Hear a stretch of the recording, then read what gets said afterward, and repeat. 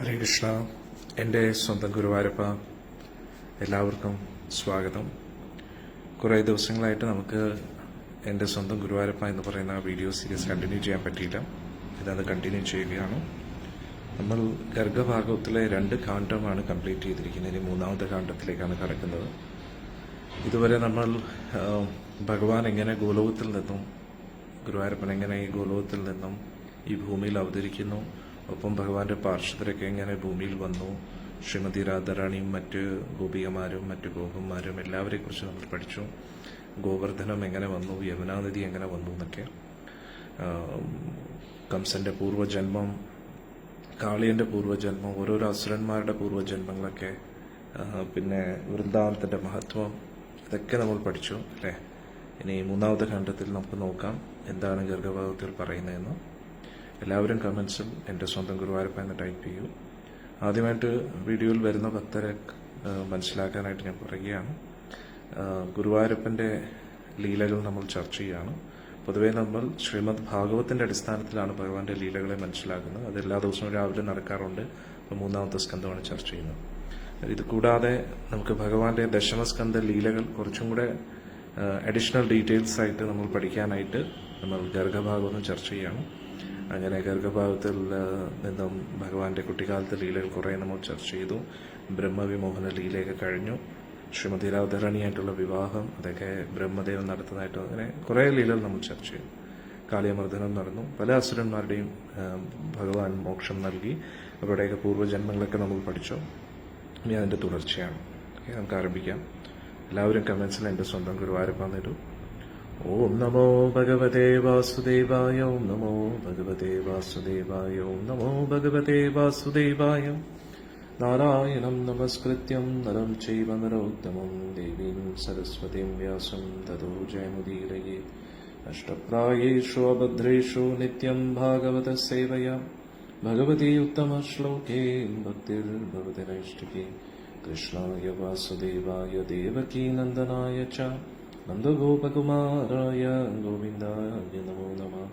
ഓം അജ്ഞാനതിമിരന്ധസ്യ ജ്ഞാനാഞ്ജനശലാഘായ ചക്ഷുരുന്മിലിതം യേന തസ്മൈ ശ്രീഗുരുവേ നമഃ. ശ്രീചൈതന്യമനോഭീഷ്ടം സ്ഥാപിതം യേന ഭൂതലേ സ്വയം രൂപകഥാ മഹ്യം ദദാതി സ്വപദാന്തികം. വന്ദേഹം ശ്രീഗുരോം ശ്രീയുതാപദകമലം ശ്രീഗുരും വൈഷ്ണവാംശ്ച ശ്രീരൂപം സാഗ്രജാതം സഗണ രഘുനാഥാന്വിതം തം സജീവം സാദ്വൈതം സാവധൂതം പരിജനാസഹിതം കൃഷ്ണചൈതന്യദേവം ശ്രീരാധാ കൃഷ്ണപാദാൻ സഗണ ലളിതാ ശ്രീവിശാഖാന്വിതം ച. ഓം വിഷ്ണുപാദായ കൃഷ്ണപ്രേഷ്ഠായ ഭൂതലേ ശ്രീമതേ ജയപതാകസ്വാമിനിധി നാമിനേ നമാചാര്യപാദായ നിതായ കൃപപ്രദായിനേ ലൗകകഥാദാമധായ നഗരഗ്രാമതാരിണേ. നമോ വിഷ്ണുപാദായ കൃഷ്ണപ്രേഷ്ഠായ ഭൂതലേ ശ്രീമതേ ഭക്തിവേദാന്തസ്വാമിനിധി നാമിനേ നമസ്തേ സാരസ്വതേ ദേവേ ഗൗരവാണി പ്രചാരിണേ നിർവിശേഷശൂന്യവാദി പാശ്ചാത്യദേശകാരിണേ. ഓം വിഷ്ണുപാദായ കൃഷ്ണപ്രേഷ്ഠായ ഭൂതലേ ശ്രീമതേ ഭക്തിസിദ്ധാന്ത സരസ്വതീ നാമിനേ ശ്രീഭാഷവാനവേ ദേവീ ദേതായ കൃപാബ്ദയേ കൃഷ്ണസംബന്ധ വിജ്ഞാനദായിനേ പ്രഭവേ നമഃ. മാധുര്യോജ്വല പ്രേമാഢ്യ ശ്രീരൂപാനുഗഭക്തിദാ ശ്രീഗൗരകരുണാ ശക്തി വിഗ്രഹായ നമോസ്തുതേ. നമസ്തേ ഗൗരവാണി ശ്രീമൂർത്തേ ദീനതാരിണേ രൂപാനുഗവൃതഭ സിദ്ധാന്തദ്വന്ദ്വഹാരിണേ. നമോ ഗൗരകിശോരായ സാക്ഷാത് വൈരാഗ്യമൂർത്തേ വിപ്രലംബരസാംബോധേ പാദാംബുജായതേ നമഃ. നമോ ഭക്തിവിനോദായ സച്ചിദാനന്ദനാമിനേ ഗൗരശക്തി സ്വരൂപായ രൂപാനുഗവരായ ഗൗരാവിർഭാവഭൂമേസ്തം നിർദ്ദിഷ്ട സജ്ജനപ്രിയ വൈഷ്ണവ സർവഭൗമ ശ്രീജഗന്നാഥായ നമഃ.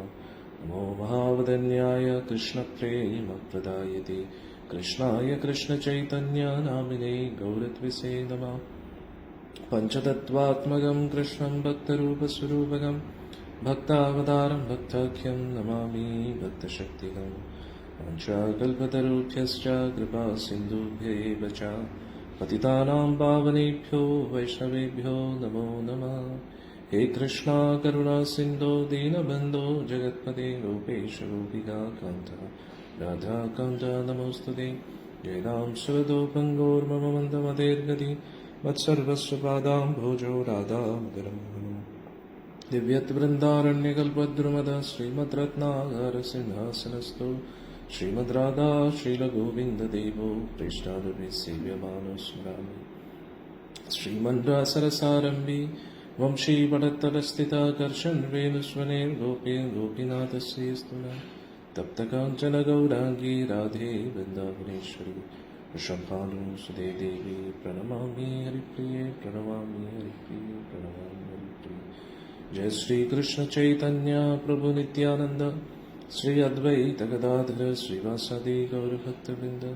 ജയ ശ്രീകൃഷ്ണ ചൈതന്യ പ്രഭു നിത്യാനന്ദ ശ്രീ അദ്വൈത ഗദാധര ശ്രീവാസദി ഗൗരഭക്തവൃന്ദ. ഹരേ കൃഷ്ണ കൃഷ്ണ കൃഷ്ണ ഹരേ ഹരേ ഹരേ രാം രാം രാം ഹരേ ഹരേ. ഹരേ കൃഷ്ണ കൃഷ്ണ കൃഷ്ണ ഹരേ ഹരേ ഹരേ രാം രാം രാം ഹരേ. ഹരേ കൃഷ്ണ കൃഷ്ണ കൃഷ്ണ ഹരേ ഹരേ ഹരേ രാം രാം രാം ഹരേ.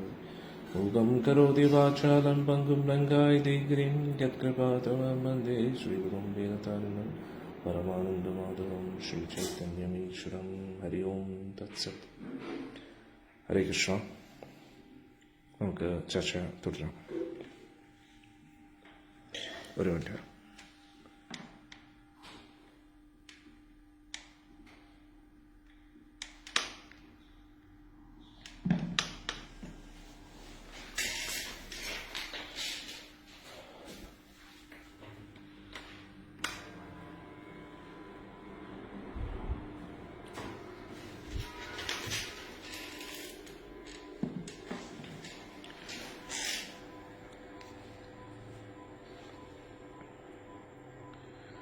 ബഹുലാശ്വ രാജാവും നാരദ മഹർഷിയായിട്ടുള്ള ചർച്ചയാണല്ലോ ഗർഗഭാഗവതം എന്ന് പറയുന്നത്. എന്നിട്ട് നാരദ മഹർഷിയും ബഹുലാശ്വ രാജാവും തമ്മിൽ ചർച്ച ചെയ്തതിന്റെ അടിസ്ഥാനത്തിൽ അത് തന്നെയാണ് ഗർഗമുനി ഗർഗമഹർഷി ശൗനകാദി ഋഷികൾക്ക് പറഞ്ഞു കൊടുക്കുന്നത്. ഓക്കെ, നമുക്ക് നോക്കാം എന്താണ് ചർച്ചയെന്ന്. ബഹുലാശ്വ രാജാവ് പറയുന്നു. ബഹുലാശ്വ രാജാവ് മിഥിലയിലെ രാജാവായിരുന്നു. അദ്ദേഹമാണ് ഇത് പറയുന്നത്. നോക്കാം. ബഹുലാശ്വ രാജാവ് നാരദ മഹർഷിയെടുത്ത് ചോദിക്കുകയാണ്, ഭഗവാൻ കൃഷ്ണൻ കുഞ്ഞായിട്ടിരിക്കുന്ന സമയത്ത് കുട്ടികൾ എങ്ങനെയാണോ കളിച്ചൊരു കൂണ് പൊക്കുന്നത് അതേപോലെ ഗോവർദ്ധനം പൊക്കിയായിരുന്നല്ലോ, ഗോവർദ്ധന പർവ്വതം. അതെന്തിനു വേണ്ടിയാണെന്ന് അങ്ങ് പറഞ്ഞു തരാമെന്ന് ചോദിച്ചു. ആ ഒരു അതിമനോഹരമായിട്ടുള്ള ആ ഭഗവാന്റെ ഗോവർദ്ധനം പൊക്കിയ ആ ലീല ഒന്ന് പറഞ്ഞു തരുമെന്ന് പറഞ്ഞു. അപ്പോ നാരദ മഹർഷി പറയുന്നു,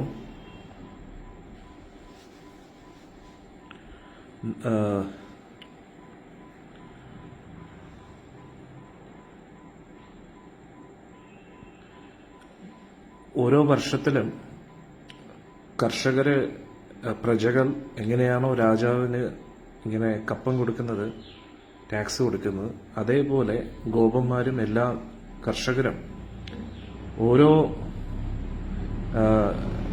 വർഷകാലം കഴിഞ്ഞതിന് ശേഷം, മഴക്കാലം കഴിഞ്ഞതിന് ശേഷം ദേവേന്ദ്രന് ഒരു സമർപ്പണം ചെയ്യുമായിരുന്നു. അങ്ങനെ ദേവേന്ദ്രന് വേണ്ടി നടക്കുന്ന യജ്ഞത്തിന്റെ തയ്യാറെടുപ്പുകളൊക്കെ കണ്ടു. അങ്ങനെ ഗോപന്മാരെല്ലാവരും കേൾക്കെ ഭഗവാൻ നന്ദമഹാരാജനോട് ഒരു ചോദ്യം ചോദിക്കാം. ഭഗവാൻ ചോദിച്ചു, ദേവേന്ദ്രനെ പൂജിച്ചുകൊണ്ട് നമുക്ക് എന്താണ് ലഭിക്കുന്നത്? അതിലൂടെ നമുക്ക് ഭൗതിക ലാഭമാണ് കിട്ടാൻ പോകുന്നത്, ആധ്യാത്മിക ലാഭമാണ് കിട്ടാൻ പോകുന്നത്. നന്ദമഹാരാജ് പറഞ്ഞു, ദേവേന്ദ്രന്റെ പൂജ ചെയ്യുന്നതിലൂടെ നമുക്ക് നമ്മുടെ ഇന്ദ്രിയ ആഗ്രഹങ്ങളെല്ലാം പൂർത്തീകരിക്കപ്പെടും. അതുകൂടാതെ മോക്ഷം ലഭിക്കും. അന്നേരം ഇതില്ലാതെ ഒരാൾക്കും സന്തുഷ്ടനായിട്ട് കഴിയാൻ കഴിയില്ല ഈ ലോകത്തിൽ. അതായത് നമ്മൾക്ക് നമ്മുടേതായിട്ടുള്ള ഇന്ദ്രിയങ്ങൾക്ക് നമുക്ക് ഇഷ്ടാനുസൃതമായിട്ടുള്ള ആസ്വാദനം ലഭിക്കാതെ, അത് കൂടാതെ മോക്ഷവും ലഭിക്കാതെ ആർക്കും സന്തുഷ്ടനായിട്ട് കഴിയാൻ കഴിയില്ല എന്നാണ് ഇവിടെ നന്ദമഹാരാജ് പറഞ്ഞത്. അപ്പം ഭഗവാൻ പറഞ്ഞു, ദേവേന്ദ്രനും മറ്റ് ദേവന്മാരും ഒക്കെ സ്വർഗലോകത്ത് താമസിക്കുന്നത് അവരുടെ പൂർവ്വകർമ്മം കൊണ്ടാണല്ലോ. അവരുടെ കർമ്മം തീരുമ്പോൾ അവർ വീണ്ടും മനുഷ്യലോകത്തിൽ ജനിക്കേണ്ടതായിട്ടുണ്ട്. അതുകൊണ്ട് അങ്ങ് മനസ്സിലാക്കൂ, അവരെ പൂജിക്കുന്നതുകൊണ്ട് നമുക്ക് മോക്ഷം ലഭിക്കത്തില്ല എന്ന് ആര് പറയുന്നു? ഭഗവാൻ നന്ദമഹാരാജ്, അച്ഛനായ നന്ദമഹാരാജിന് പറഞ്ഞു കൊടുക്കുകയാണ്. അടുത്ത പറയുന്നു, ദേവന്മാർക്ക് പോലും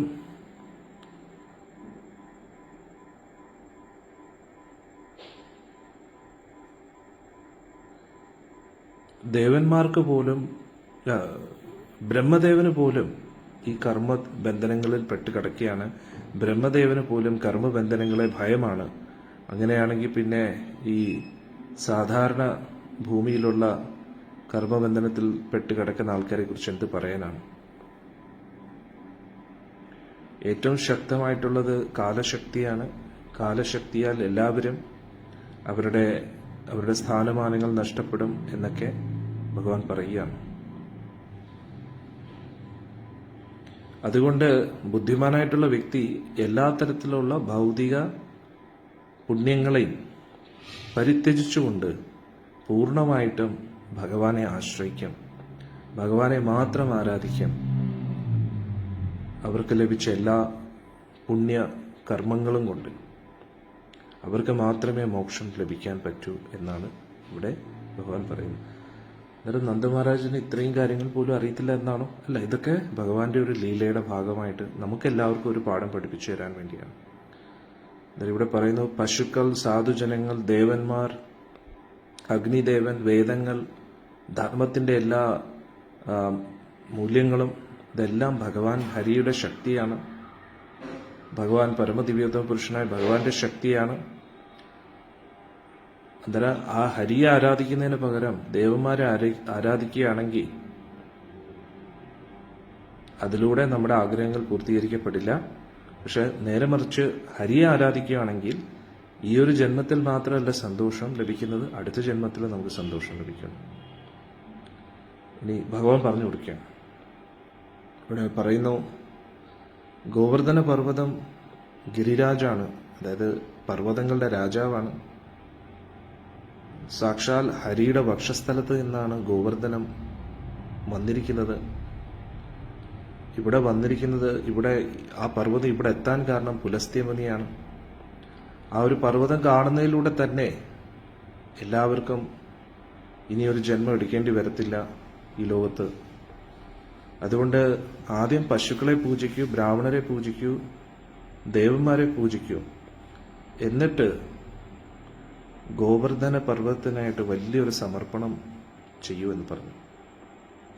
ആ ഗോവർദ്ധനത്തിന് വേണ്ടി ചെയ്യുന്ന ആ സമർപ്പണം എല്ലാ യജ്ഞങ്ങളുടെയും രാജാവായിരിക്കും. അതെനിക്ക് ഏറ്റവും പ്രിയപ്പെട്ടതായിരിക്കും. ഇത് അങ്ങേക്ക് ചെയ്യാൻ താല്പര്യമില്ലെങ്കിൽ അങ്ങേക്ക് ഇഷ്ടമുള്ള എന്ത് ചെയ്യാം എന്ന് ഭഗവാൻ പറയും. അപ്പോ നമ്മൾ വിചാരിക്കും ഭഗവാൻ ഒരു കൊച്ചു കുട്ടിയല്ലേ, അന്നേരം ഇത്രയൊക്കെ പറയുമ്പോൾ ഭഗവാൻ, അന്നേരം നന്ദമഹാരാജ് അതിനെ എങ്ങനെയായിരിക്കും സ്വീകരിച്ചത്? അന്നേരം നമ്മൾ മനസ്സിലാക്കുക, ഉള്ളിൻ്റെ ഉള്ളിൽ നിന്ന് ഇവർക്ക് എല്ലാവർക്കും അറിയാം ഇത് ഭഗവാനാണ്.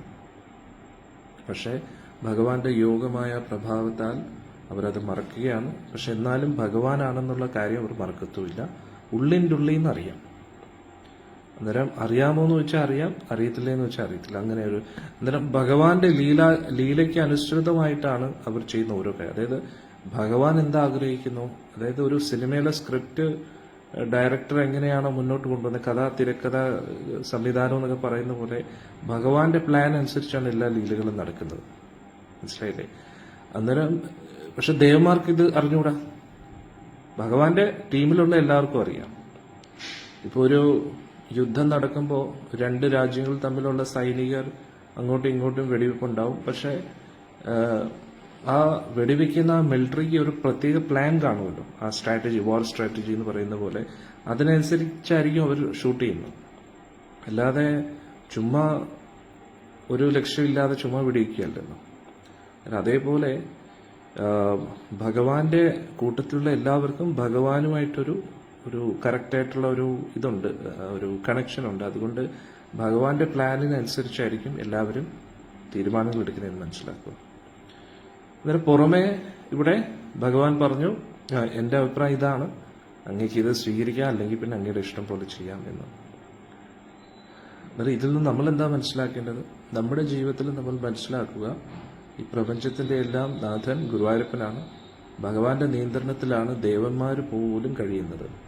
അന്നേരം നമ്മൾ ദേവന്മാരെ ബഹുമാനിക്കേണ്ട, അവരെ അപമാനിക്കണമെന്നല്ല, അവരെ അവഗണിക്കുക എന്നതുമല്ല.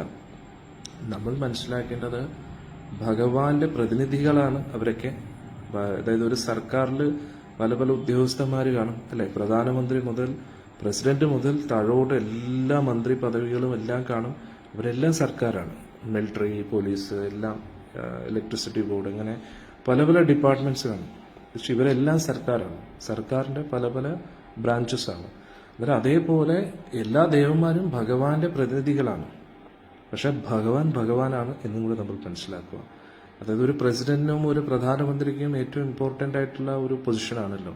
അന്നേരം നമുക്ക് ഒരു സാധാരണ സർക്കാർ ഉദ്യോഗസ്ഥനും ഒരു പ്രധാനമന്ത്രിക്കും ഒരേ ബഹുമാനമാണ് നമ്മൾ കൊടുക്കുന്നത്, അല്ലല്ലോ. രണ്ടുപേരും ഒരാൾ തന്നെയാണെന്ന് നമുക്ക് പറയാൻ പറ്റുമോ? അല്ല. അന്നേരം അതേപോലെ ഭഗവാൻ ഭഗവാനാണ്, ദേവന്മാര് ദേവന്മാരാണ്. അന്നേരം ദേവന്മാർ അർഹിക്കുന്ന സ്ഥാനം നമ്മൾ കൊടുക്കണം. നമ്മളെക്കാട്ടി ഒരുപാട് ഉയരത്തിലാണ് ദേവന്മാർ. അവരോട് നമ്മൾ പ്രാർത്ഥിക്കണം. അവരുടെ ക്ഷേത്രങ്ങളിൽ നമ്മൾ പോകുന്നതിൽ തെറ്റില്ല. അവരോട് നമ്മൾ എന്താ പ്രാർത്ഥിക്കേണ്ടത്? ദേവന്മാരുടെ അടുത്ത് ചെന്നിട്ട് പരിശുദ്ധ കൃഷ്ണഭക്തി തരട്ടെ എന്ന് പ്രാർത്ഥിക്കണം. അന്നേരം ഭൗതിക ആഗ്രഹങ്ങൾ നമ്മൾ ചോദിക്കാൻ പാടില്ലേ? ഭൗതിക ആഗ്രഹങ്ങൾ എല്ലാം കൊണ്ടും ചോദിക്കാൻ ഏറ്റവും നല്ലത് ഭഗവാന്റെ മുമ്പിൽ തന്നെയാണ്. പൊതുവെ ഭൗതികമായിട്ട് നമ്മൾ ഭഗവാനോടൊന്നും ചോദിക്കരുത്. അത് വലിയൊരു കോടീശ്വരന്റെ അടുത്ത് എന്താ പറയുന്നത്, വെറും നാണയങ്ങൾ ചോദിക്കുന്ന പോലെയാണ് നമ്മളത്. കാരണം ഭഗവാനുമായിട്ട് ഒരു നിത്യവാസം നമുക്ക് നൽകാൻ പറ്റും. ഭഗവാന്റെ ലോകത്ത് നമുക്ക് പോകാൻ പറ്റും. അതാണ് ഏറ്റവും വലിയ സൗഭാഗ്യം. ദേവന്മാർ പോലും കൊതിക്കുന്ന അതാണ്. പിന്നെ ഈ ലോകത്തിൽ നമ്മൾ എന്തെങ്കിലുമൊക്കെ നേടിയെടുക്കാൻ ആഗ്രഹിക്കുന്നു, നമ്മുടേതായിട്ടുള്ള സ്വന്തം കാര്യങ്ങൾ, സാമ്പത്തിക നേട്ടമാണെങ്കിലും തൊഴിൽപരമായിട്ടുള്ള നേട്ടമാണെങ്കിലും കുടുംബപരത്തിലുള്ള നേട്ടങ്ങളാണെങ്കിലും അതൊക്കെ നമ്മുടെ കർമ്മം അനുസരിച്ച് ഭഗവാൻ ഓട്ടോമാറ്റിക്കലി തരും. അതായത് നമ്മൾ ഒരു ക്ലാസ്സിൽ പഠിച്ചിട്ട് നമ്മൾ സ്കൂൾ വിദ്യാർത്ഥികളായിരുന്നപ്പോൾ നമ്മൾ പഠിക്കുന്നു, എന്നിട്ട് ക്വസ്റ്റ്യനനുസരിച്ച് പരീക്ഷ സമയത്ത് അതിന്റെ ഉത്തരങ്ങൾ എഴുതും. എന്നിട്ട് നമ്മൾ എഴുതിയ ഉത്തരത്തിനനുസരിച്ച് മാർക്ക് എന്തായാലും ലഭിക്കുമല്ലോ. അത് നമ്മുടെ കഴിവല്ല, നമ്മളെ പഠിപ്പിച്ചത് ടീച്ചറാണ്. ആ പഠിപ്പിച്ചതിന്റെ അടിസ്ഥാനത്തിൽ നമ്മൾ നമ്മുടെ ബുദ്ധി ഉപയോഗിച്ച് എത്രത്തോളം മനസ്സിലാക്കിയോ അത് എത്രത്തോളം ആ ശരി ഉത്തരമായിട്ട് മാച്ച് ആവുന്നു അതിനനുസരിച്ചായിരിക്കുമല്ലോ നമുക്ക് മാർക്ക് കിട്ടുന്നത്. അതേപോലെ നമ്മൾ ചെയ്ത പ്രവൃത്തിയുടെ ഫലം നമുക്ക് എന്തായാലും കിട്ടും. അല്ലാതെ ടീച്ചറിനെ സുഖിപ്പിച്ചിട്ട് നമുക്ക് മാർക്ക് കൂടുതൽ നേടിയെടുക്കാമെന്ന് വിചാരിക്കാൻ പറ്റുമോ? ഇല്ല. പക്ഷെ സ്പെഷ്യൽ കേസുകളിൽ ഭഗവാൻ നമ്മുടെ കർമ്മത്തെയും മറികടന്ന് നമ്മളെ സഹായിക്കാൻ പറ്റും. അത് ഭഗവാന് മാത്രമേ ചെയ്യാൻ പറ്റൂ. അത് നമ്മൾ അത്രത്തോളം ഉദാഹരണത്തിന് കുട്ടികൾ പരീക്ഷയിൽ അത്ര നന്നായി പഠിക്കാൻ പറ്റിയില്ല, കാരണം അവര് സ്പോർട്സ് പരമായിട്ട് സ്കൂളിനെ പ്രതിനിധീകരിച്ച് പല കാര്യങ്ങളും ചെയ്യുന്നു. അതേപോലെ ഭഗവാന് വേണ്ടി വലിയ ഉത്തരവാദിത്തങ്ങളൊക്കെ ഏറ്റെടുക്കുമ്പോൾ, അതായത് ഈ ലോകത്തിന്റെ നന്മയ്ക്കായിട്ട് പ്രവർത്തിക്കുമ്പോൾ, ഭക്തിപരമായിട്ട് സേവനം, പ്രചരണം അതൊക്കെ ചെയ്യുമ്പോൾ, അപ്പോൾ നമുക്ക് ഭഗവാൻ കുറച്ച് കർമ്മബന്ധനങ്ങളെ ഒന്ന് ചെറുതാക്കും. ഇതിന് കർമ്മ ദുരിതങ്ങളെയും കർമ്മഫലങ്ങളെയൊക്കെ ഇതിനു വേണ്ടി നമ്മളെ ഹെൽപ്പ് ചെയ്യുന്നതായിട്ട്. അതായത് ഒരു കുറ്റകൃത്യത്തിന് ജയിൽ ശിക്ഷ അനുഭവിക്കുന്ന കുറ്റവാളിയെ പോലെ അവരുടെ സ്വഭാവത്തിനനുസരിച്ച് അവരുടെ നല്ല സ്വഭാവമൊക്കെ കണ്ടിട്ട് അതിന്റെ പേരിൽ അവരുടെ ശിക്ഷയ്ക്കൊരു ഇളവ് കൊടുക്കുന്ന അതേപോലെ. മനസ്സിലായില്ലേ? അന്നേരം നമ്മൾ ഭഗവാനോട് ചോദിക്കുന്നതിൽ തെറ്റില്ല, ഭഗവാനോട് അഭ്യർത്ഥിക്കാം. പക്ഷെ നിർബന്ധം വെക്കരുത്. അതുകൂടാതെ ഭഗവാൻ അത് ചെയ്തില്ലെങ്കിൽ ഭഗവാനോട് ദേഷ്യം വെക്കരുത്, ഫ്രസ്ട്രേഷൻ വെക്കരുത്. നമ്മൾ ചെയ്തതിന്റെ ഫലമാണ് നമ്മൾ അനുഭവിക്കുന്നത്. അത് സുഖമാണെങ്കിലും ദുഃഖമാണെങ്കിലും. അന്നേരം സുഖം വരുമ്പോൾ നമ്മൾ എന്താ വിചാരിക്കേണ്ടത്? ഇതിനുള്ള അർഹത എനിക്കില്ല, ഭഗവാന്റെ കാരുണ്യത്താലാണ് നമുക്കിതൊക്കെ ലഭിക്കുന്നത്. ഇനി നമ്മൾ ആഗ്രഹിക്കുന്ന പോലെ കാര്യങ്ങൾ നടക്കുന്നില്ലെങ്കിലും അത് ഭഗവാന്റെ തീരുമാനമാണ്. നമ്മൾ നമ്മുടെ കഴിവിന്റെ പരമാവധി ശ്രമിക്കുക, ബാക്കിയെല്ലാം ഭഗവാന്റെ ഇച്ഛ പോലെ നടക്കട്ടെ, നമ്മൾ ഭഗവാന്റെ സേവകരാണ് എന്നുള്ള രീതിയിലായിരിക്കണം നമ്മൾ നമ്മുടെ ജീവിതത്തിൽ ഓരോ സന്ദർഭങ്ങളെയും നേരിടേണ്ടത്. അതാണ് നമ്മൾ ഇതിൽ നിന്ന് മനസ്സിലാക്കുന്നത്. അപ്പോൾ നാരദ മഹർഷി പറഞ്ഞു, ഗോപന്മാരിൽ വെച്ച് ഏറ്റവും മുതിർന്ന ഗോപനായ സനന്ദ ഗോപൻ ധർമ്മവും എല്ലാം വളരെ നന്നായിട്ട് അറിയായിരുന്നു. ഭഗവാൻ പറഞ്ഞത് കേട്ടപ്പോൾ ഒരുപാട് സന്തോഷിച്ചു. അപ്പോൾ ഇതൊക്കെ കേട്ടിട്ട് നന്ദമഹാരാജ് ആകെ ഒരു കൺഫ്യൂസ്ഡ് ആയിട്ടിരിക്കുകയാണ്. കാരണം കൊച്ചുകുട്ടിയെ ഭഗവാൻ എന്തൊക്കെയാണ് പറയുന്നത് അല്ലേ? പക്ഷെ വളരെ കറക്റ്റുമാണ്. അപ്പം സനന്ദൻ ഭഗവാനോട് ഇങ്ങനെ പറഞ്ഞു. സനന്ദൻ പറഞ്ഞു, നന്ദനന്ദന, നന്ദമഹാരാജിന്റെ പുത്ര, മോനെ, നിനക്ക് ഒരുപാട് അതീന്ദ്രിയ ജ്ഞാനം ഉണ്ടല്ലോ എന്നൊക്കെ ചോദിച്ചു, എന്നൊക്കെ സനന്ദഗോപൻ പറഞ്ഞു. എന്നിട്ട് ഇവിടെ ഈ ഭഗവാൻ, ഈ കുഞ്ഞു തന്നെയാണ് ഭഗവാൻ എന്ന് അവർക്ക് അറിഞ്ഞൂടെ? ഈ പ്രപഞ്ചത്തിന്റെ എല്ലാം നാഥൻ ഭഗവാൻ ഹരിയാണെന്നറിയാം. പക്ഷെ അത് നന്ദമഹാരാജിന്റെ പുത്രൻ തന്നെയാണോ എന്ന് അറിയാമോ? അറിയാം, പക്ഷെ അറിയത്തില്ല. നേരത്തെ ഞാൻ പറഞ്ഞില്ലേ, ആ ലീലയുടെ ഭാഗമായിട്ട് അവരത്, യോഗമായുടെ പ്രഭാവത്താൽ അവരത് മറന്നുപോക്കുകയാണ്. അപ്പൊ ഇവിടെ സനന്ദഗോപൻ ചോദിച്ചു, ഗോവർദ്ധന പർവ്വത്തെ എങ്ങനെയാണ് പൂജിക്കേണ്ടത്, അതിനെക്കുറിച്ച് അങ്ങൊന്ന് പറഞ്ഞു നൽകാമോ എന്ന് ആര് ചോദിച്ചു? സനന്ദഗോപൻ ഭഗവാനോട് ചോദിക്കാം. അപ്പം ഭഗവാൻ പറഞ്ഞു,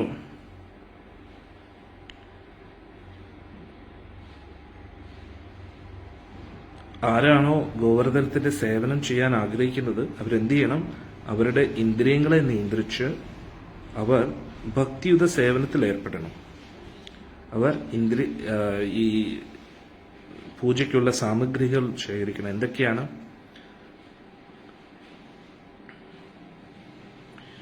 ഗോവർദ്ധന പർവ്വത്തെ ചാണകം വെച്ച് അലങ്കരിക്കണം എന്ന് പറയുന്നു. അന്നേരം പശുവിന്റെ ചാണകം വെച്ച് ഗോവർദ്ധനം അലങ്കരിക്കണം. എന്നിട്ട് സഹസ്രശീർഷ പുരുഷനായ ഭഗവാനെ, അതായത് ഭഗവാൻ വിഷ്ണുവിനെ ഉദ്ദേശിച്ച് പറഞ്ഞാണ്, ഭഗവാന്റെ മന്ത്രങ്ങൾ ജപിക്കണം. എന്നിട്ട് എല്ലാ ബ്രാഹ്മണരും കൂടെ ചേർന്ന് ഭഗവാന്റെ അഭിഷേകം ചെയ്യണം. ഗംഗാജലം വെച്ചും യമുനാജലം വെച്ചും എന്ന് പറയുന്നു. എന്നിട്ട് പിന്നെ ഗോവർദ്ധനത്തിനെ ആദ്യം ചാണകം വെച്ച് അലങ്കരിക്കണം. പിന്നെ ചാണകം വെച്ച് അഭിഷേകം എന്ന് വേണമെങ്കിൽ നമുക്ക് പറയാം.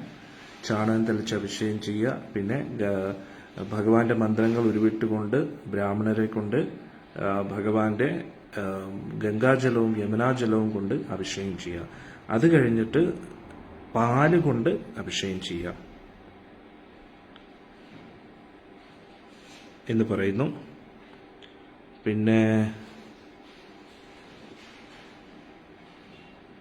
പിന്നെ പഞ്ചാമൃതം കൊണ്ട് അറിയില്ല, 5 തരത്തിലുള്ള വിഭവം കൊണ്ട്, അന്നേരം അത് വെച്ച് അഭിഷേകം ചെയ്യുക. പിന്നെ സുഗന്ധ പുഷ്പങ്ങൾ കൊണ്ട് അഭിഷേകം ചെയ്യുക. എന്നിട്ട് വീണ്ടും യമുനാജലം വെച്ച് അഭിഷേകം ചെയ്യാൻ പറഞ്ഞു. അതിനുശേഷം ഗോവർദ്ധനത്തിന് അതിമനോഹരമായിട്ടുള്ള ഒരു വസ്ത്രം അണിയിച്ചു കൊടുക്കുക, നിവേദ്യം സമർപ്പിക്കുക, നല്ലൊരു ആസനം വെച്ചു കൊടുക്കുക, പല പല മാലകൾ ചാർത്തുക, പല പല ആഭരണങ്ങൾ ചാർത്തുക, ഒരുപാട് ദീപങ്ങൾ കൊണ്ട് ആരതി ഒഴിയുക, അവിടെ ദീപങ്ങൾ തെളിയിച്ചു വയ്ക്കുക. എന്നിട്ട് ഗോവർദ്ധന പർവ്വത്തിനെ പ്രദക്ഷിണം ചെയ്യണം, നമസ്കരിക്കണം. എന്നിട്ട് ഭഗവാൻ ഇവിടെ ഒരു മന്ത്രം പറയുകയാണ്. നമോ വൃന്ദാവനാഖ്യതുഭ്യം ഗോലോകമൗലിനേ പൂർണ്ണബ്രഹ്മപത്രായ നമോ ഗോവർദ്ധനായ ച. അതിന്റെ അർത്ഥം എന്താ? ഗോലോകത്തിന്റെ കിരീടമാണ് ഗോവർദ്ധനമേ അങ്ങ്. അങ്ങയുടെ മടിയിലാണ് വൃന്ദാവനം ഇരിക്കുന്നത്. ഗോവർദ്ധന പർവ്വതമേ, അങ്ങ് ഭഗവാന്റെ ചിഹ്നമാണ്. അങ്ങേക്ക് ഞാൻ വീണ്ടും വീണ്ടും നമസ്കാരങ്ങൾ അർപ്പിക്കുന്നു എന്ന് പറയുന്നു. നമോ വൃന്ദാവനാഖ്യ തുഭ്യം ഗോലോകമൗലിനേ പൂർണ്ണബ്രഹ്മ അതപത്രായ, അന്നേരം ഭഗവാന്റെ കുടയാണെന്നങ്ങ് പറയുന്നു. അതപത്രായ നമ ഗോവർദ്ധനായ ച. എന്നിട്ട് ഇത് പ്രാർത്ഥിച്ചതിന് ശേഷം കയ്യിലൊരു പിടി പുഷ്പങ്ങൾ കൊണ്ട് ഗോവർദ്ധനത്തിന്റെ മുകളിൽ ചാർത്തണം. പിന്നെ മൃദംഗം, കർത്താലും ഒക്കെ വാദ്യ ഉപകരണങ്ങളൊക്കെ വെച്ച് ഗോവർദ്ധനത്തിന്റെ ആരതി ഒഴിയണം എന്ന് പറയുന്നു.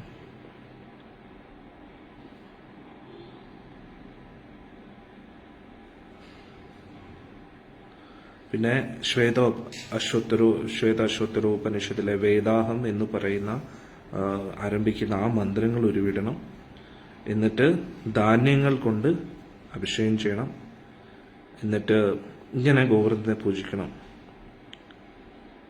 എന്നിട്ട് ഗോവർദ്ധനത്തിന്റെ മുമ്പിൽ കുന്നുകണക്കിന് ഭക്ഷണം റെഡിയാക്കി വെക്കണമെന്ന് പറഞ്ഞു.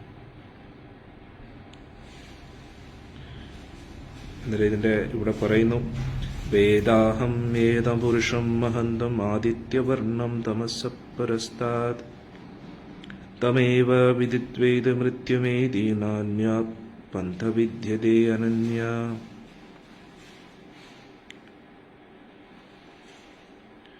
വേദാഹം ഏത പുരുഷം മഹന്തം ആദിത്യവർണം തമസാ പുരസ്താത് തമേവ വിദിത്വാതി മൃത്യുമേതി ന അന്യപന്ഥ വിദ്യതേ അയനായ. അന്നേരം ഇതിൻ്റെ അർത്ഥം, എനിക്കറിയാം ഭഗവാൻ എല്ലാ തരത്തിലുള്ള ഭൗതിക അന്ധകാരത്തിൻ്റെയും അപ്പുറത്താണ്.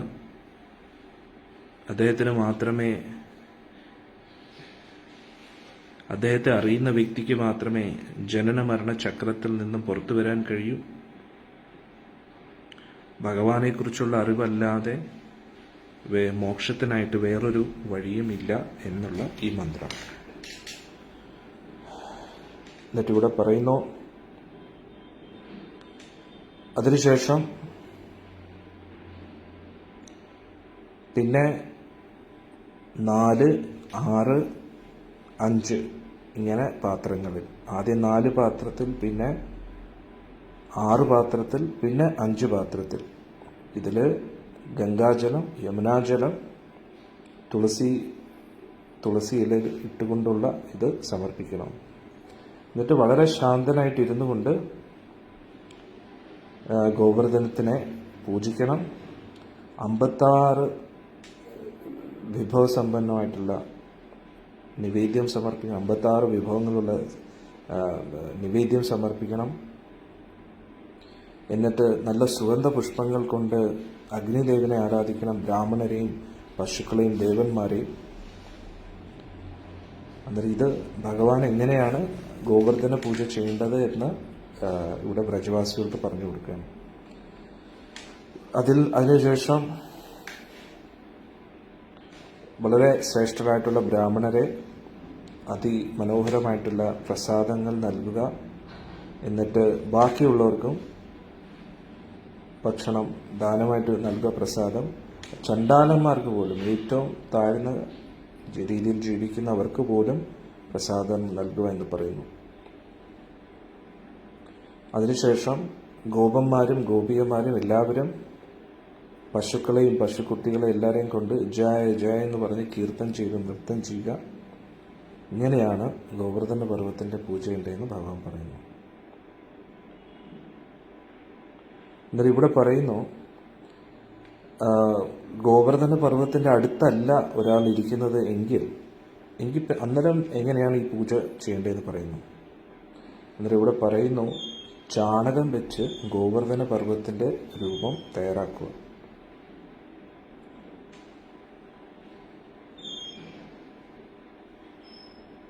എന്നിട്ട് പുഷ്പങ്ങൾ കൊണ്ട് അലങ്കരിക്കുക.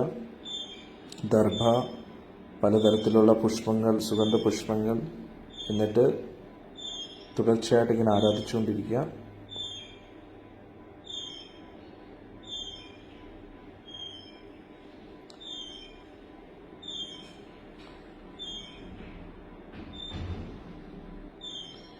എന്നാൽ ഇവിടെ പറയുന്നു, ഒരു വ്യക്തിയുടെ കയ്യിൽ കുന്നുകണക്കിന് സ്വർണമുണ്ട്. പക്ഷെ എന്നിട്ടും ഗോവർദ്ധനത്തിനെ പൂജിക്കുന്നില്ല എങ്കിൽ അവൻ തീർച്ചയായിട്ടും നരകത്തിൽ പോകുമെന്ന് പറയുന്നു. ആരാണോ ഭഗവാന്റെ ശാലഗ്രാമ ശിലയെ പൂജിക്കുന്നത് ആ വ്യക്തിക്ക് ഒരിക്കലും നരകത്തിൽ പോകേണ്ടി വരത്തില്ല എന്ന് പറയുന്നു. പക്ഷെ ബ്രാഹ്മണ ദീക്ഷ കഴിഞ്ഞിട്ടേ പറ്റൂ കേട്ടോ. ഏത് ബ്രാഹ്മണ ശ്രേഷ്ഠനാണോ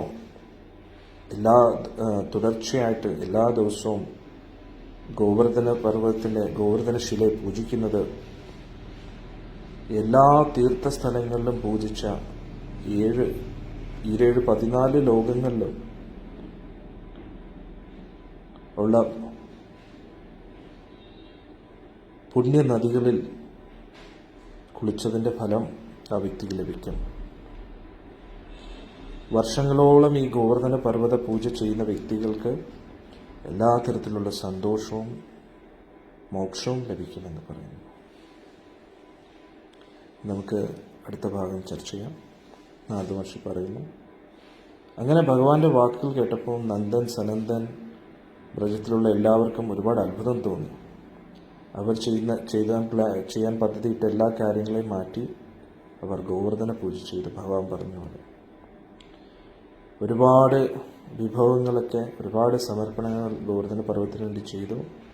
നന്ദ മഹാരാജും യശോദ അമ്മയും ഭഗവാന്റെ അവരുടെ 2 കുട്ടികളായ ഭഗവാനും ബലരാമസ്വാമിയും ഗർഗ മഹർഷിയും എല്ലാവരും സന്തോഷത്തോടുകൂടി ഗോവർദ്ധന പർവ്വതത്തിന്റെ പൂജ ചെയ്യാൻ ആരംഭിച്ചു.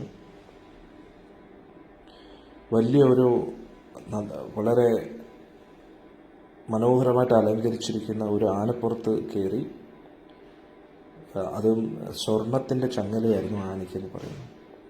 അതിൻ്റെ മുകളിൽ നന്ദ മഹാരാജ് കയറി പോവുകയാണ്. ഒരുപാട് പശുക്കളും പിന്നെ ധാന്യങ്ങളും ഒക്കെ കൊണ്ടുപോയി ഗോവർദ്ധന പർവ്വതത്തിൻ്റെ അടുത്തെത്തുകയാണ്.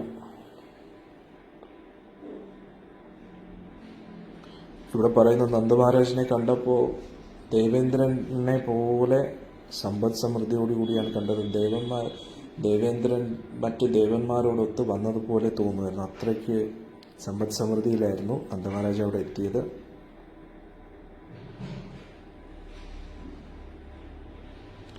യജ്ഞത്തിന് വേണ്ടിയുള്ള എല്ലാ സാമഗ്രികളും നന്ദ മഹാരാജ് കൊണ്ടുവന്നു. നന്ദ മഹാരാജ്, ഉപനന്ദൻ, വൃഷഭാനു, ഇവരുടെ ഭാര്യമാരും കുട്ടികളും കൊച്ചുമക്കളും എല്ലാവരും അവിടെ എത്തി ഗോവർദ്ധന പർവ്വതത്തിൻ്റെ പൂജയ്ക്കായിട്ട്. വളരെ മനോഹരമായിട്ടുള്ള വസ്ത്രങ്ങളും ധരിച്ച്, ആഭരണങ്ങളൊക്കെ ധരിച്ച് വളരെ ഉത്സാഹത്തോടുകൂടി, ആകാംക്ഷയോടുകൂടി അവരെല്ലാവരും ഇവിടെ എത്തി. അവിടെ ശ്രീമതി രാധാറാണി വളരെ ഉത്സാഹത്തോടു കൂടിയാണ് എത്തിയിരിക്കുന്നത്. രാധാറാണി മറ്റ് ഗോപികമാരുമായിട്ട് എത്തി. കൂടാനുകൂടി ഗോപികമാരുമായിട്ട് അവരൊക്കെ വളരെയധികം സന്തോഷത്തിലിരിക്കുകയായിരുന്നു. രാധാറാണിയുടെ ഏറ്റവും ഉത്തമ കൂട്ടുകാരികളായ ലളിതാ സഖിയും വിശാഖ സഖിയും എല്ലാം അടുത്തുണ്ടായിരുന്നു. പിന്നെ രമ, വിരജ, മാധവി, മായ, യമുന, ഗംഗ, അതുകൂടാതെ 32 ഗോപികമാര്, പ്രധാനപ്പെട്ട അഷ്ടസഖിമാര്, 16 സഖിമാര്, ഇവരെല്ലാവരും ഉണ്ടായിരുന്നു. അന്നേരം രാധാറാണിക്ക് അടുത്തായിട്ട് അഷ്ടസഖിമാര്, പിന്നെ ഒരു 16 സഖിമാര്, പിന്നെ 32 സഖിമാരുണ്ട്. അന്നേരം ഇതൊക്കെ അവരുടെ കീഴിൽ വേറെയും ഗ്രൂപ്പുകൾ ഇങ്ങനെ ഉണ്ട്. ഓരോ സഖിമാരുടെ കീഴിലും വീണ്ടും 8, 16, 32 അങ്ങനെ സഖിമാർ, അവരെല്ലാവരും അവിടെ എത്തിയെന്നുള്ളതാണ്.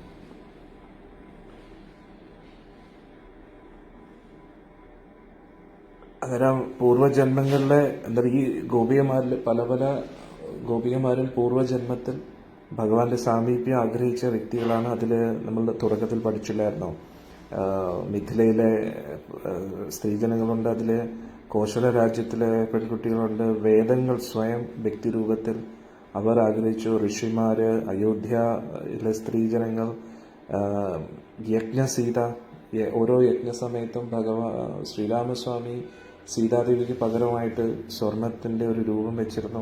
അന്നേരം ആ രൂപത്തിനോട് ഭഗവാൻ സീത എന്നുള്ള രീതിയിൽ തന്നെ കാണുന്നതുകൊണ്ട് അതിന് ജീവൻ വെച്ചു. അന്നേരം അവരെല്ലാവരും ഉണ്ടായിരുന്നു.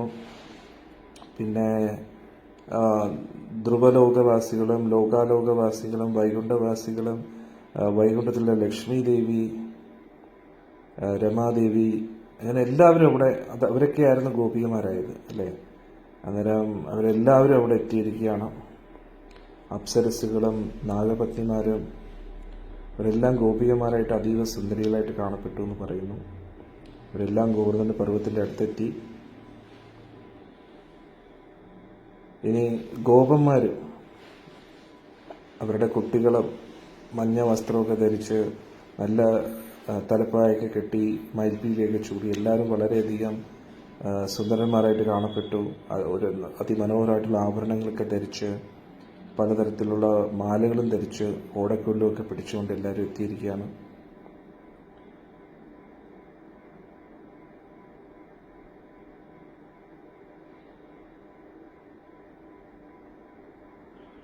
അപ്പോൾ ഇവിടെ പറയുന്നു, ഇങ്ങനെ ഗോവർദ്ധന പൂജ നടക്കുന്നു എന്നറിഞ്ഞിട്ട് സാക്ഷാൽ ഇവിടെ പറയുന്നു നാരദ മഹർഷി, അതായത് എന്നിൽ നിന്ന് ഗോവർദ്ധന പൂജയെക്കുറിച്ച് കേട്ടിട്ട് ജടയിൽ ഗംഗാദേവിയെ ധരിക്കുന്ന, ഗംഗാജലത്തെ ശേഖരിച്ചു വെച്ചിരിക്കുന്ന, തലയൊട്ടിയുടെ മാല ധരിക്കുന്ന, ദേഹം മുഴുവൻ ചുടലഭസ്മം ധരിക്കുന്ന, നാഗത്തെ തന്നെ മാലയായിട്ട് ധരിക്കുന്ന, കണ്ടത്തിൽ ആ വിഷം പിടിച്ചു വെച്ചിരിക്കുന്ന പർവ്വതമുനിയോടുകൂടി ഒരുപാട് ഭൂതഗണങ്ങളോടുകൂടി നന്ദിയുടെ പുറത്തിരുന്നു കൊണ്ട് മഹാദേവൻ ഗോവർദ്ധന പർവ്വതത്തിൻ്റെ അടുത്തെത്തി എന്ന് പറഞ്ഞു. ആയിരക്കണക്കിന് രാജഋഷിമാര്, വിപ്രഋഷിമാര്, സുരഋഷിമാര്, സിദ്ധേശ്വരന്മാര്, യോഗേശ്വരന്മാര്, പരമഹംസരായിട്ടുള്ള ഭക്തര്, ബ്രാഹ്മണര്, അവരെല്ലാവരും ഗോവർദ്ധനത്തിനെ കാണാനായിട്ട് വന്നു. അതിൻ്റെ പല പല ഈ ഗോവർദ്ധന പർവ്വതത്തിലെ പല പല കുന്നുകളും പല പല അമൂല്യ രത്നങ്ങളുടെ ആയിരുന്നു. സ്വർണത്തിൻ്റെ കുന്നുകളുണ്ടായിരുന്നു.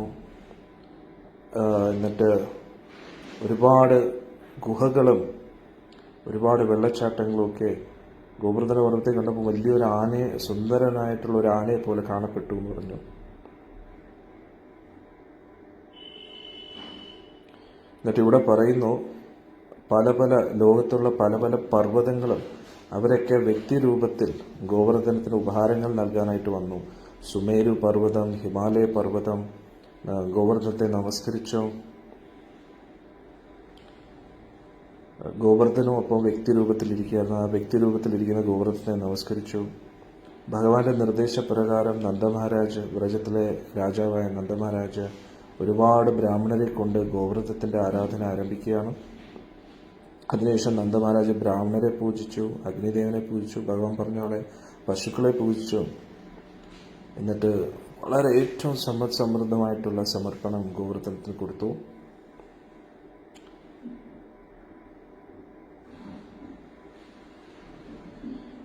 സന്തോഷത്തോടുകൂടി ഇവരെല്ലാവരും കീർത്തനങ്ങളൊക്കെ ചെയ്ത് നന്ദന്മാരും ഉപനന്ദന്മാരും ഋഷഭാനുക്കളും ഗോപന്മാരും ഗോപികമാരും എല്ലാവരും ഭഗവാൻ ഉൾപ്പെടെ ഗോവർദ്ധനത്തെ പ്രദക്ഷിണം ചെയ്തു. അപ്പം ദേവന്മാരെല്ലാം മുകളിൽ നിന്നും പുഷ്പവൃഷ്ടി ചെയ്യായിരുന്നു.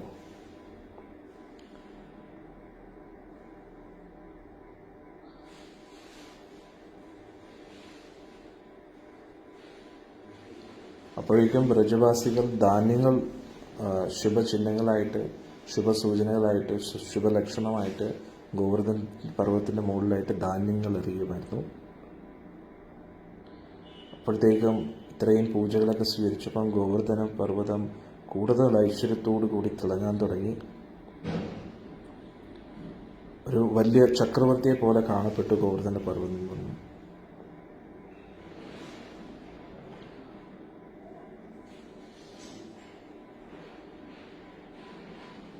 എന്നിട്ട് ഇതിൻ്റെ ഇടയിൽ ഭഗവാൻ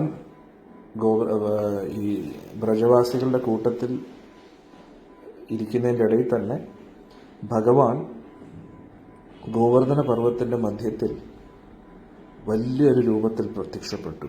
എന്നിട്ട് പറഞ്ഞു, ഞാനാണ് ഈ പർവ്വതം. എന്നിട്ട് വലിയ കുന്ന് കണക്കിന് നിവേദ്യം സമർപ്പിച്ചതെല്ലാം കഴിച്ചു എന്നുള്ളതാണ്.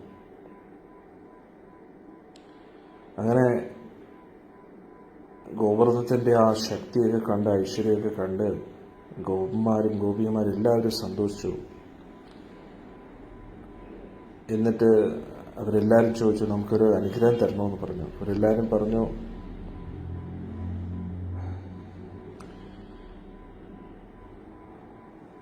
എന്നിട്ട് ഗോപന്മാരെന്താ പ്രാർത്ഥിച്ചത്? അവർ പറഞ്ഞു, എല്ലാ പർവ്വതങ്ങളും അങ്ങയെ പൂജിക്കാറുണ്ട്. അങ്ങ് പർവ്വതത്തിന്റെ രാജാവാണ്.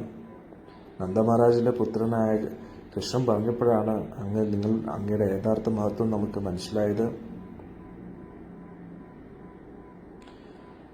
അതുകൊണ്ട് നമുക്ക് ഒരേ ഒരു അനുഗ്രഹം വേണ്ടുന്നുള്ളൂ. നമ്മൾ നമ്മുടെ ബന്ധുക്കളും കൂട്ടുകാരും പശുക്കളും എല്ലാം സമാധാനത്തോടു കൂടി കഴിയാൻ പറ്റണേന്ന് പറഞ്ഞു. അങ്ങനെ ഗോവർദ്ധന പർവ്വതം ഒരുപാട് ആഭരണങ്ങളോട് കൂടി കിരീടമൊക്കെ ധരിച്ച് തോൾവളകളൊക്കെ ഇട്ട് വളരെ സുന്ദരനായിട്ട് കാണപ്പെടുകയായിരുന്നു. ഗിരിരാജ് ഗോവർദ്ധൻ പറഞ്ഞു അങ്ങനെ തന്നെ ആകട്ടെ എന്ന് പറഞ്ഞിട്ട് അപ്രത്യക്ഷനായി. അതിനുശേഷം നന്ദന്മാർ, ഉപനന്ദന്മാർ, വൃഷഭാനു, ബലരാമസ്വാമി, സുചന്ദ്രൻ, വൃഷഭാനു, നന്ദമഹാരാജ്, ഭഗവാൻ കൃഷ്ണൻ, ഗോപന്മാർ, ഗോപിമാരും, പശുക്കളും, ബ്രാഹ്മണരും, സിദ്ധന്മാരും, യോഗേശ്വരന്മാർ, അവരുടെ നേതൃത്വത്തിൽ മഹാദേവൻ, എല്ലാവരും ഗോവർദ്ധനത്തെ നമസ്കരിച്ചു. ഒരുപാട് സന്തോഷത്തോടു കൂടി അവരുടെ ആഗ്രഹങ്ങളെല്ലാം പൂർത്തീകരിക്കപ്പെട്ടു. അവരെല്ലാവരും അവരവരുടെ ഭവനങ്ങളിലേക്ക് പോയി. അന്നേരം നാരദ മഹർഷി പറയുന്നു, ഇങ്ങനെയായിരുന്നു ഭഗവാൻ കൃഷ്ണൻ ഗോവർദ്ധന പൂജ നടത്തിയത്. ഗിരിരാജ് ഗോവർദ്ധനത്തിൻ്റെ ഇതിലൂടെ പറയുന്ന ആരാണോ ഇത് ചർച്ച ചെയ്യുന്ന അവരുടെ എല്ലാ പാപകർമ്മങ്ങളും നശിക്കുമെന്ന് പറയുന്നു. അന്നേരം നാരദ മഹർഷി പറയുന്നു, ഞാൻ തന്നെ ദേവലോകത്ത് പോയി ദേവേന്ദ്രനെ ഇത് അറിയിച്ചെന്ന് പറഞ്ഞു. അന്നേരം ദേവേന്ദ്രന്റെ പൂജ മുടക്കിയെന്ന് അറിഞ്ഞു. അതിന് പകരമായിട്ട് ഗോവർദ്ധന പൂജ നടത്തി എന്നാണെന്ന് അറിഞ്ഞപ്പോൾ ദേവേന്ദ്രന് ഒരുപാട് ദേഷ്യം വന്നു. എന്നിട്ട് സംവർത്തകം എന്ന് പറയുന്ന ആ മേഘത്തെ പറഞ്ഞയച്ചു. പൊതുവെ സൃഷ്ടിയുടെ അവസാന ഘട്ടത്തിലാണ് ഈ സംവർത്തക മേഘങ്ങളെ പറഞ്ഞയക്കുന്നത്. എന്നാൽ ആ സംവർത്തകം എന്ന് പറയുന്ന മേഘത്തെ പറഞ്ഞയച്ചു. എന്നിട്ട് വ്രജത്തെ മുഴുവൻ നശിപ്പിക്കാനുള്ള നിർദ്ദേശങ്ങൾ ദേവേന്ദ്രൻ നൽകി. അന്നേരം മേഘം വളരെ ശക്തമായിട്ട് ഗർജിക്കാൻ തുടങ്ങി. വളരെ വ്യത്യസ്തമായിട്ടുള്ള നിറങ്ങൾ കാണപ്പെട്ടു. കറുത്തും മഞ്ഞയും പച്ചയായിട്ടുള്ള നിറങ്ങളൊക്കെ, ചിലതൊക്കെ പച്ച നിറത്തിൽ, ചിലവരൊക്കെ കർപ്പൂരത്തിൻ്റെ നിറത്തിൽ, ചിലതൊക്കെ താമരയുടെ നിറത്തിൽ. ഇതെല്ലാം പല പല നിറങ്ങളിലുള്ള മേഘങ്ങൾ എന്നാലോചിച്ച് നോക്കണം. വളരെ ശക്തമായിട്ട് മഴ പെയ്യാൻ തുടങ്ങി. ഇവിടെ പറയുന്നു ആനയുടെ വലുപ്പത്തിൽ ആയിരുന്നു ഓരോ മഴത്തുള്ളികളും. അന്നേരം ആന കൊമ്പിൻ്റെ വലിപ്പത്തിലായിരുന്നു ഓരോ മിന്നലും മിന്നുന്നത്. ആനയുടെ തുമ്പിക്കയുടെ വലിപ്പത്തിൽ ഇതുമായിരിക്കുമല്ലേ. പൊതുവേ നമ്മൾ മിന്നൽ മിനുങ്ങുമ്പോൾ ഒരു ചെറിയൊരു വരയായിട്ടാണ്. ഇത് ആനയുടെ വലിപ്പം വരെ എത്ര ശക്തമായിട്ടായിരിക്കും മിന്നുന്നതെന്ന് നോക്കണേ. ആനയുടെ വലിപ്പത്തിൽ ഓരോ മഴത്തുള്ളികളും, അതും മിന്നുന്നത് വലിയ പറയുന്ന ആനയുടെ തുമ്പിക്കയുടെ അത്രയും വലിയ പർവ്വതത്തിൻ്റെ അത്രയും കോടാനുകോടി കഷ്ണങ്ങൾ വീഴാൻ തുടങ്ങി മുകളിൽ നിന്ന്. വലിയ കൊടുങ്കാറ്റിൽ വലിയ മരങ്ങളും വീടുകളും ഒക്കെ തെറിച്ചു പോയി എന്ന് പറയുന്നു. എന്നിട്ട് ഇവിടെ പറയുന്നു, മിഥില രാജാവേ, ഭൂമി മുഴുവൻ വിറയ്ക്കാൻ തുടങ്ങി, വലിയ ശക്തമായിട്ട് ഇടിവെട്ടാൻ തുടങ്ങി പറഞ്ഞു. വ്രജം മാത്രമല്ല, എല്ലാ ബ്രഹ്മാണ്ടവും 14 ലോകങ്ങളും അതിൻ്റെ അന്തരീക്ഷം എല്ലാം ആ ഇടിവെട്ടിൻ്റെ ശബ്ദം കേൾക്കാൻ പറ്റുമായിരുന്നു. ഈ ഭൂമണ്ഡലത്തിനെ താങ്ങി നിർത്തുന്ന ആനകൾ വിറയ്ക്കാൻ തുടങ്ങിയെന്ന് പറഞ്ഞു. നക്ഷത്രങ്ങൾ വരെ വീഴാൻ തുടങ്ങി എന്ന് പറയുന്നു. അന്നേരം രക്ഷപ്പെടാനായിട്ട് ഗോപന്മാരും അവരുടെ കുടുംബാംഗങ്ങളും എല്ലാവരും, കുഞ്ഞുങ്ങളും എല്ലാവരും നന്ദമഹാരാജന്റെ കൊട്ടാരത്തിലേക്ക് എത്തി. ഭയത്താൽ വ്രജത്തിലുള്ള എല്ലാവരും ഭഗവാൻ കൃഷ്ണന്റെയും ബലരാമന്റെയും കാൽക്കൽ വീണു. എന്നിട്ട് അവർ പറഞ്ഞു, ശ്രീ ഗോപൗചു രാമ രാമ മഹാബാഹോ കൃഷ്ണ കൃഷ്ണ വ്രജേശ്വര പാഹി പാഹി മഹാകഷ്ടാത് ഇന്ദ്രദത്തം നിജം ജനാൻ. അങ്ങനെ ഇവിടെ പറഞ്ഞു, ബലരാമ, കൃഷ്ണ, മഹാബാഹോ, ഭഗവാൻ കൃഷ്ണ, വ്രജേശ്വര, നമ്മളെ രക്ഷിക്കണം. ദേവേന്ദ്രനാൽ ഉണ്ടാകുന്ന ഈ ആപത്തിൽ നിന്ന് നമ്മളെ രക്ഷിക്കണേ. അങ്ങയുടെ നിർദ്ദേശപ്രകാരമല്ലേ നമ്മൾ ഇന്ദ്രനുള്ള യജ്ഞം മുടക്കിയത്, ഗോവർദ്ധനത്തിന് വേണ്ടി എല്ലാം സമർപ്പിച്ചത്. അപ്പോൾ ഇന്ദ്രൻ ക്രുദ്ധനായിരിക്കുകയാണ്. നമ്മൾ എന്താ ചെയ്യേണ്ടത് അങ്ങ് പറയാൻ പറഞ്ഞു. അന്നേരം ഗോപന്മാരും ഗോപികമാരും പശുക്കളും പശുക്കുട്ടികളും എല്ലാ ഗോകുലവാസികളും എല്ലാവരും ദുഃഖത്തിലാണെന്ന് കണ്ടിട്ട് ഭഗവാൻ വളരെ ശാന്തനായിട്ട് ഗോപന്മാരോട് ഇങ്ങനെ പറഞ്ഞു. ഭഗവാൻ പറഞ്ഞു, ഭയപ്പെടേണ്ട, നിങ്ങളെല്ലാവരും കൂടി ചേർന്ന് ഗോവർദ്ധന പർവ്വത്തിൻ്റെ അടുത്ത് പോകും. ഗോവർദ്ധന പർവ്വതം നമ്മുടെ പൂജയൊക്കെ സ്വീകരിച്ചതല്ലേ, അതുകൊണ്ട് ഗോവർദ്ധനം നമ്മളെ സംരക്ഷിക്കുമെന്ന് പറഞ്ഞു. ഇങ്ങനെ മധുരമായിട്ട് സംസാരിച്ചിട്ട് ഭഗവാൻ കൃഷ്ണൻ എന്ത് ചെയ്തു, സ്വജനങ്ങളുമായിട്ട് ഗോവർദ്ധന പർവ്വത്തിൻ്റെ അടുത്തെത്തി. ഭഗവാൻ കുട്ടികൾ കളിക്കുന്നത് പോലെ, കളിയുടെ ഇടയിൽ ഒരു കളിക്കോപ്പ് പൊക്കുന്നത് പോലെ ഭഗവാൻ ഒറ്റ കൈകൊണ്ട് ഗോവർദ്ധത്തിനെ അങ്ങ് പൊക്കുകയെന്ന് പറഞ്ഞു.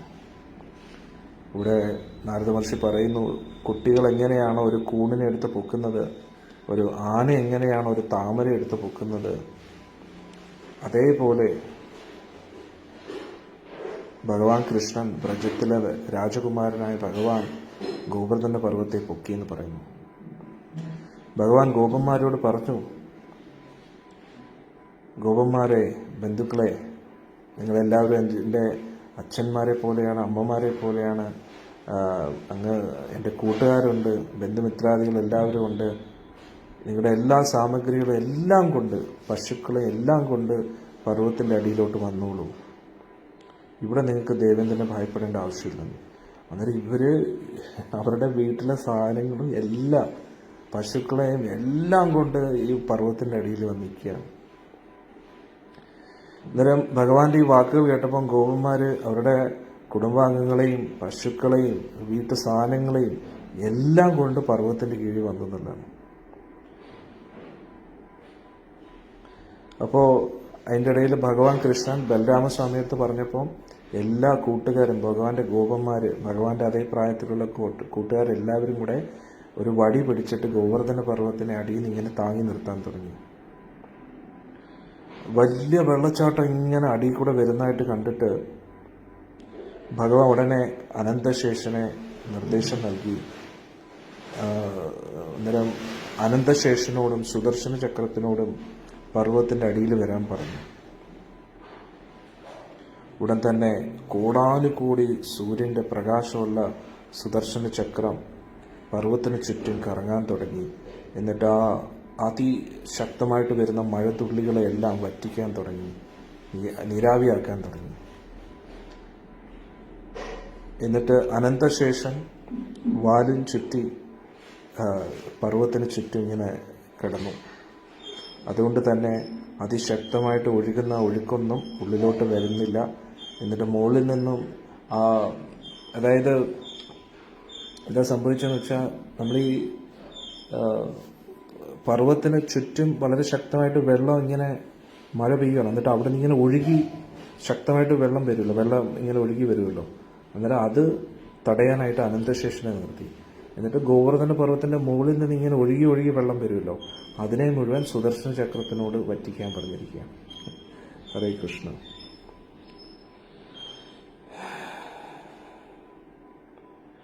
7 ദിവസം ഭഗവാൻ ഗോവർദ്ധന പർവ്വത്തിനെ ഇങ്ങനെ പിടിച്ചു നിർത്തി. അപ്പോഴേക്കും ചകോര പക്ഷികൾ, ചാതക പക്ഷികൾ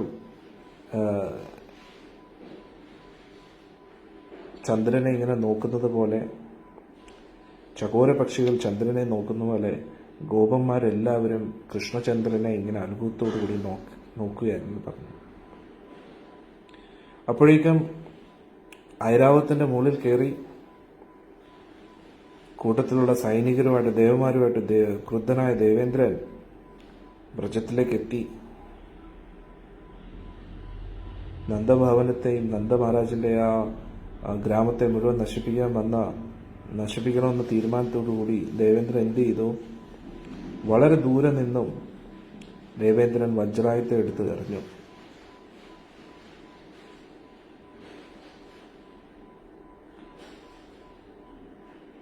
ഭഗവാൻ ആ വജ്രത്തെ നിർവീര്യമാക്കി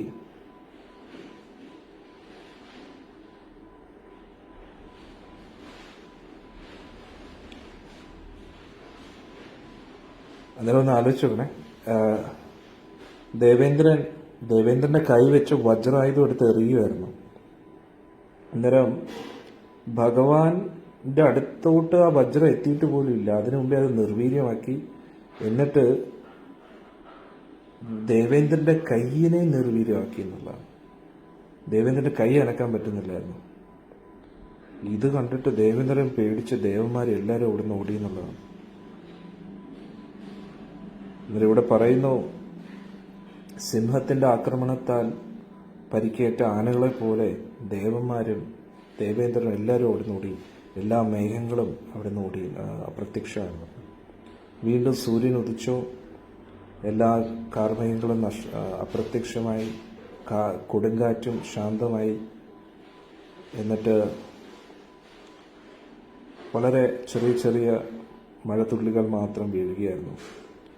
പിന്നെ തറയൊക്കെ പെട്ടെന്ന് ഉണങ്ങി. ആകാശം വളരെ വ്യക്തമായിട്ട് എല്ലാവർക്കും കാണാൻ പറ്റുമായിരുന്നു. മൃഗങ്ങളും പക്ഷികളും എല്ലാവരും വളരെയധികം സന്തുഷ്ടരായി.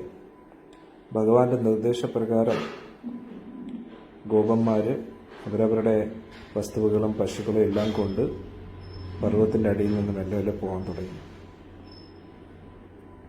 അപ്പോൾ ഭഗവാൻ കൃഷ്ണൻ, ഗിരിവർധാരിയായ ഭഗവാൻ കൂട്ടുകാരോട് പറഞ്ഞു, നിങ്ങളും പോകൂ. അപ്പോൾ എല്ലാവരും കൂടെ ചേർന്ന് ഭഗവാനോട് പറഞ്ഞു, അങ്ങ് ആദ്യം പോകും, നമ്മൾ ഗോവർദ്ധന പർവ്വത്തെ ഇങ്ങനെ പിടിച്ചു നിർത്താമെന്ന് പറഞ്ഞു. അങ്ങ് ഇറങ്ങിയിട്ട് പിന്നെ നമ്മൾ വരാമെന്ന്. അപ്പോൾ ഉടനെ ഭഗവാൻ കൃഷ്ണൻ ഗിരിവർധാരി എന്ത് ചെയ്തു? ഭഗവാൻ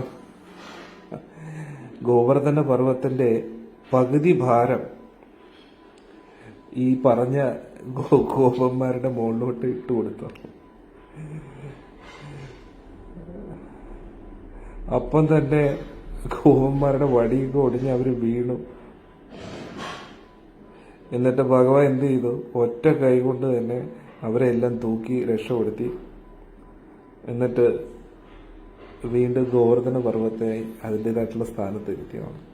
അപ്പൊ ഭഗവാൻ ഇങ്ങനെ പിടിച്ചു നിർത്തിയപ്പോൾ ഭഗവാൻ പറഞ്ഞു, എല്ലാവരും നിങ്ങളെല്ലാവരും പൊയ്ക്കോളാൻ പറഞ്ഞപ്പോൾ പറഞ്ഞു, അങ്ങ് ആദ്യം പോകും കൃഷ്ണ, അങ്ങേക്കൊണ്ട് ഇത് ഒറ്റയ്ക്ക് ഇത് പൊക്കാൻ പറ്റത്തില്ല, നമ്മളെല്ലാവരും വേണ്ടേന്ന് പറഞ്ഞു. അപ്പം ഭഗവാൻ എന്ത് ചെയ്തു? പകുതി ഭാരം അവരുടെ മുകളിലോട്ട് ഇട്ടുകൊടുത്തപ്പോൾ ഉടനെ വടിയെല്ലാം ഒടിഞ്ഞ് അവര് ചതയാൻ പോയി. ഭഗവാൻ ഇത് പിടിച്ചുകൊണ്ട് തന്നെ ഒറ്റ കൈ കൊണ്ട് എല്ലാ കൂട്ടുകാരെയും പിടിച്ച് രക്ഷപ്പെടുത്തി എന്നുള്ളതാണ്. എന്നിട്ട് എല്ലാരെയും മാറ്റിയിട്ട് ഭഗവാൻ വളരെ എളുപ്പത്തിൽ പർവ്വതത്തെ വീണ്ടും അവിടെ സ്ഥാപിച്ചു. അപ്പോ ഗോപന്മാർക്കും ഗോപിയന്മാർക്കും എല്ലാം കൂടുതൽ വ്യക്തമായി ഇത് നമ്മുടെ കൂട്ടത്തിൽ കളിക്കുന്ന ആള് സാധാരണ വ്യക്തിയല്ല, ഭഗവാനാണെന്ന് മനസ്സിലായി. ഭഗവാനെ പൂജിച്ചു, ആരാധിച്ചു. ധാന്യങ്ങൾ കൊണ്ട് ഭഗവാനെ അഭിഷേകം ചെയ്തു. പലതരത്തിലുള്ള ഭക്ഷണ പദാർത്ഥങ്ങളും ഭഗവാന് സമർപ്പിച്ചു. പാലും തൈരും. എന്നിട്ട് ഭഗവാന്റെ മുമ്പിൽ നമസ്കരിച്ചു എന്ന് പറയുന്നു. ഹരേ കൃഷ്ണ. നന്ദ മഹാരാജും യശോദാമ്മ, രോഹിണി മയ്യ, സനന്ദൻ ഗോപൻ എല്ലാവരും ഭഗവാനെ കെട്ടിപ്പിടിച്ചു. ഒരുപാട് സമ്പത്ത് ഉപഹാരമായിട്ട് കൊടുത്തു. ഒരുപാട് സ്നേഹത്തോടു കൂടി ഭഗവാനോട് സംസാരിച്ചു. എന്നിട്ട് ഭഗവാനോട് ഒരുപാട് അനുഗ്രഹങ്ങൾ കൊടുത്തു. എന്നിട്ട് പാടിയും നൃത്തം ചെയ്തും പല പല വാദ്യോപകരണങ്ങളൊക്കെ വായിച്ചുകൊണ്ട് ഭഗവാനെ സന്തോഷിപ്പിച്ചു, ആരാധിച്ചു. അതോടുകൂടി അങ്ങനെ അവരുടെ എല്ലാ ആഗ്രഹങ്ങളും പൂർത്തീകരിക്കപ്പെട്ടു എന്ന് പറഞ്ഞു. എന്നിട്ട് ഇതേ സമയത്ത് ദേവന്മാരും മുകളിൽ നിന്നും പുഷ്പങ്ങൾ എറിഞ്ഞുകൊണ്ടിരുന്നു. നന്ദന ഉദ്യാനത്തിലെ ഗന്ധർവന്മാരും സിദ്ധന്മാരും എല്ലാവരും ഭഗവാനെ സ്തുതിച്ച് ഭഗവാന്റെ സന്തോഷത്തിന് വേണ്ടി കീർത്തനങ്ങൾ പാടി. ഹരേ കൃഷ്ണ. ഇതാണ് നമ്മൾ ഇന്നത്തെ ഈ ഒരു വീഡിയോയിൽ പഠിച്ചത്. എല്ലാവർക്കും ഇഷ്ടമായെന്ന് വിചാരിക്കുന്നു. നമ്മളിന്ന് ഗോവർദ്ധന പർവ്വതത്തിൻ്റെ പൂജ എങ്ങനെ ചെയ്യണമെന്നും പിന്നെ ഗോവർദ്ധന പൂജ ഭഗവാൻ എങ്ങനെ നടത്തി ഗോപന്മാരുമായിട്ട്, അതിൽ മഹാദേവൻ ഉൾപ്പെടെ ഭൂതഗണങ്ങൾ എല്ലാവരും പങ്കെടുത്തു എന്ന് നമ്മൾ പഠിച്ചു. പിന്നെ ദേവേന്ദ്രൻ ക്രുദ്ധനായി വ്രജത്തെ മുഴുവൻ നശിപ്പിക്കാൻ ശ്രമിക്കുകയാണ്. ഭഗവാൻ വളരെ നിഷ്പ്രയാസം 7 ദിവസവും ആ ഗോവർദ്ധന പർവ്വത്തെ ഉയർത്തിപ്പിടിക്കുകയാണ്. ഇനി അടുത്ത എന്താണ് നടക്കുന്നതെന്ന് നമുക്ക് അടുത്ത വീഡിയോയിൽ കാണാം. അതുകൊണ്ട് എല്ലാവർക്കും ഭഗവാന്റെ അനുഗ്രഹം ലഭിക്കട്ടെ എന്ന് പ്രാർത്ഥിക്കുന്നു. ഹരേ കൃഷ്ണ. എല്ലാവരും കമൻസിൽ എൻ്റെ സ്വന്തം ഗുരുവായൂരപ്പ എന്ന് ടൈപ്പ് ചെയ്യും. നമുക്ക് അടുത്ത വീഡിയോയിൽ കാണാം. ഹരേ കൃഷ്ണ.